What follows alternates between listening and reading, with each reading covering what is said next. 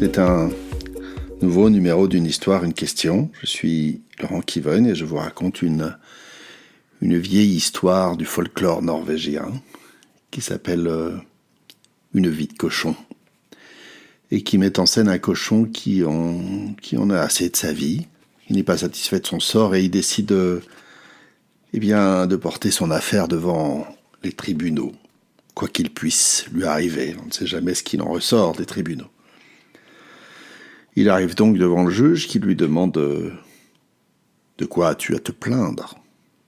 Ah, monsieur le juge, je suis si fatigué de ma vie de cochon. Le cheval a de l'avoine, la vache a du fourrage, tous les deux sont à l'abri, couchés dans une bonne litière, et moi, je ne reçois que des épluchures, de l'eau de vaisselle. Je patauge dans la boue et la nuit je dors sur du fumier. Est-ce que c'est juste, d'après vous ? Est-ce que c'est mérité ? Il y a lieu de se plaindre, estima le juge. Il chercha dans ses livres et, à la fin, après un coup de maillet, il conclut en lui disant « Ta condition est injuste, c'est vrai. Demain, tu auras du blé, des petits pois, et tu dormiras dans un lit de soie. » Oh, le cochon était si content. De retour chez lui, il grommelait, grognait, ce qui est la façon des cochons de chanter. Du blé, des petits pois, un lit de soie. Du blé, des petits pois, un lit de soie. Le chemin courait le long d'une forêt, et là, tapi dans un bosquet, le renard écoutait et s'apprêtait à jouer un de ses tours.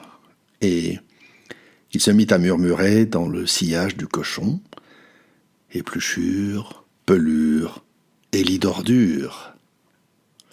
Quant au cochon, il s'en tenait à son refrain, du blé, des petits pois et un lit de soie. Mais le renard poursuivait sa litanie, épluchure, pelure et lit d'ordure. Et les mots s'insinuèrent tout doucement dans la tête du cochon, qui finit par les répéter à son insu. Et quand il fut chez lui, on lui demanda comment cela s'était passé devant le tribunal. « Est-ce que tu as obtenu ce que tu voulais ?»« Oh, bien sûr, dit le cochon. »« Et alors, épluchure, pelure et lit d'ordure. Épluchure, pelure et lit d'ordure. » Voilà, c'est la fin de cette histoire. Une histoire qui peut-être vous paraît bien enfantine, n'est-ce pas ? Et pourtant, n'hésitez pas, je vous connais, vous n'êtes pas nombreux à faire des pauses, je vous vois. Je suis comme le renard tapi. Vous êtes curieux, peut-être, de ce que j'ai à dire. Moi, ce sont mes marottes. Et mes marottes, ce sont que souvent nous préférons la plainte plutôt que de changer d'habitude. Changer, c'est renoncer à la plainte. Moi, je ne suis pas sûr que le renard soit si nécessaire. Il joue un rôle très subalterne, finalement. Je suis certain que dans la vraie vie, nous, et je d'ailleurs, n'ai pas besoin du renard pour en revenir à ma situation initiale, qui est bien plus confortable, et surtout qui me permet de me plaindre. Voilà. De quelle plainte pourrais-je enfin me passer ? Voilà, c'est la fin de ce numéro.